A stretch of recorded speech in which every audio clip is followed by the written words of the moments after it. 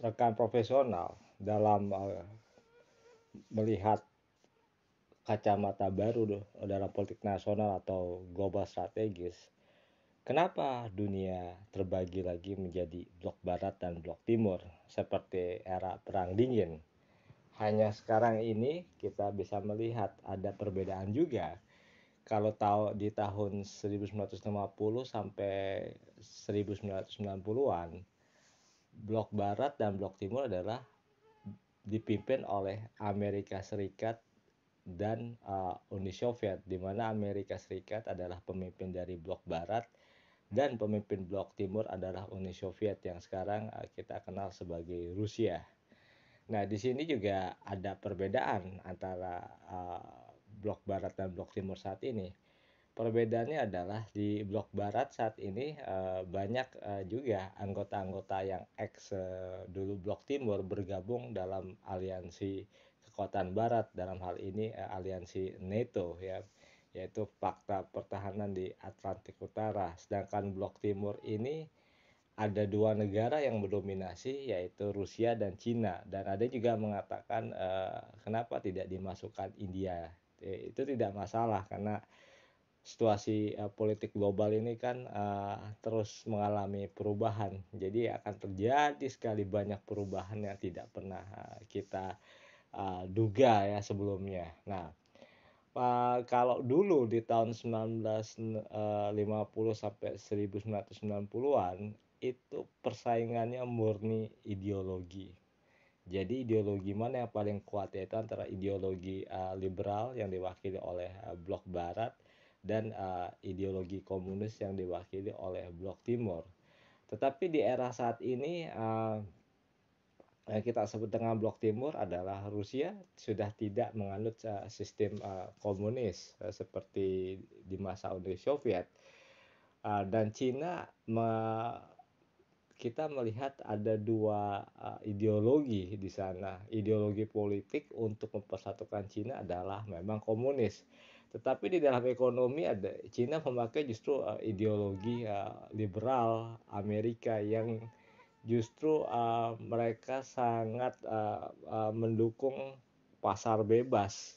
Artinya Cina adalah saat ini kita bisa melihat sebagai negara manufaktur ya, masih manufaktur terbesar di dunia, yaitu ketika podcast ini dibuat ya di tahun 2023 saat ini ya.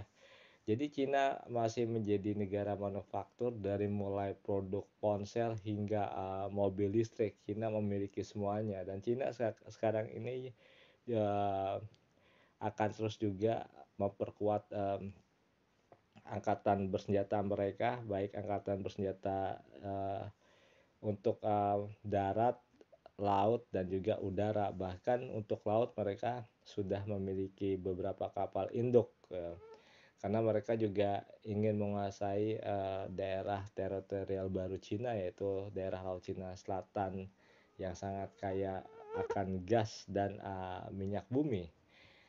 Nah, kita masih melihat perbedaannya adalah baik di Rusia maupun Cina saat ini banyak sekali orang kaya, ya kita mengatakan konglomerat baru.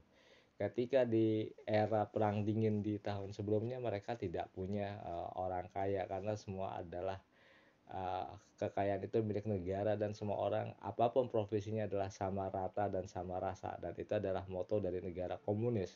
Tetapi tidak untuk era saat ini di dunia blok timur banyak sekali orang-orang kaya baru ya, bahkan sekarang ini udah bukan hanya orang kaya, kita sebut konglomerat yang menguasai dunia, baik di Rusia maupun Cina. Bahkan contoh Rusia punya salah satu konglomerat yang terkenal, yaitu Roman Abramovich ya, yang pernah memiliki klub bola Chelsea, dan ketika dia membeli klub bola Chelsea, Chelsea itu menjadi salah satu klub terkuat di Liga Premier Inggris.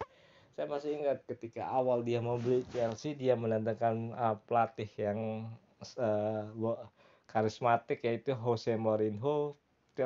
Chelsea itu langsung 2 kali juara Liga Premier Inggris ya. Pada waktu itu Chelsea adalah tim yang tidak diperhitungkan, tetapi di dirubah atau disulap menjadi tim yang sangat tangguh. Nah, di sini adalah kita melihat bahwa penumpukan kekayaan di dua negara bagi orang-orang yang berhasil di bidang bisnis dan juga dengan dekat kekuasaan itu mengubah paradigma bahwa saat ini dunia ini tidak kaku seperti dulu. Oke, apapun sistem yang dijalankan adalah sekarang ini berkaitan dengan persaingan kemampuan untuk menguasai dunia di bidang ekonomi.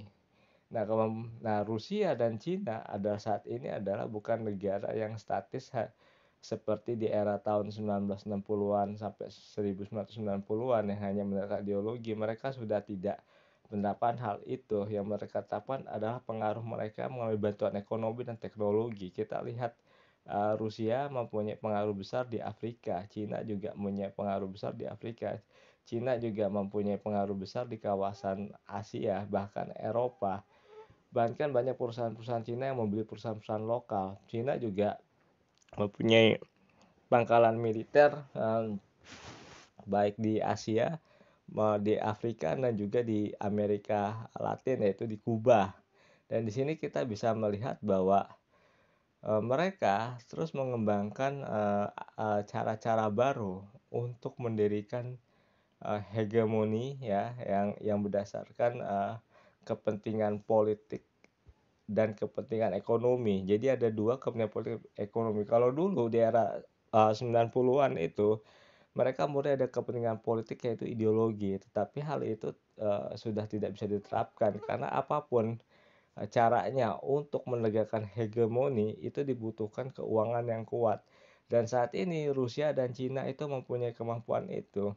Rusia tetap menguasai teknologi tinggi dan Rusia juga mempunyai cadangan gas dan minyak ya, salah satu yang terbesar di dunia. Yang ini menjadi kartu as ya bagi Rusia untuk mengendalikan pasar energi di Eropa.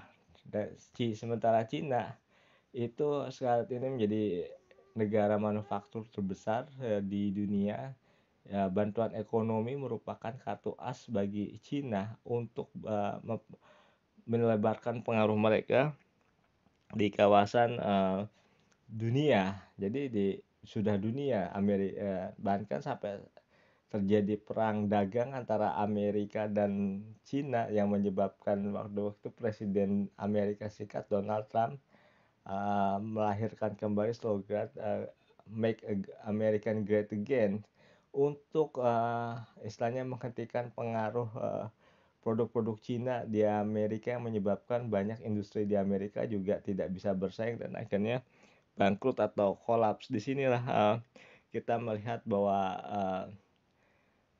terjadi persaingan bisnis yang tajam antara Amerika dan Cina yang hampir menyebabkan juga Amerika saat ini mulai kehilangan daya tawarnya, daya saing di dunia internasional. Mungkin Amerika saat ini masih mempunyai daya saing yang kuat di bidang militer ya, dan politik. Tetapi Cina ternyata kalau kita lihat di bidang ekonomi dan teknologi jauh lebih unggul dibandingkan Amerika. Dan kapasitas ekonomi Cina pun dari tahun ke tahun semakin meningkat dan ini yang sangat ditakuti oleh pemerintah Amerika. Oleh karena itu pemerintah Amerika terus mencari cara baru bagaimana pengaruh Cina ini tidak berkembang di seluruh dunia, tetapi Cina juga sudah mempersiapkan semuanya untuk mempengaruhi banyak negara untuk bergantung kepada Cina dan itu wajar karena sekarang ini kita bukan mengatakan ini perang dingin tetapi ini adalah perang hegemoni. Ini yang harus kita lihat walaupun dunia tetap terbagi dalam blok barat dan blok timur. Cuman cara-cara yang dilakukan ini cara-cara baru. Terima kasih.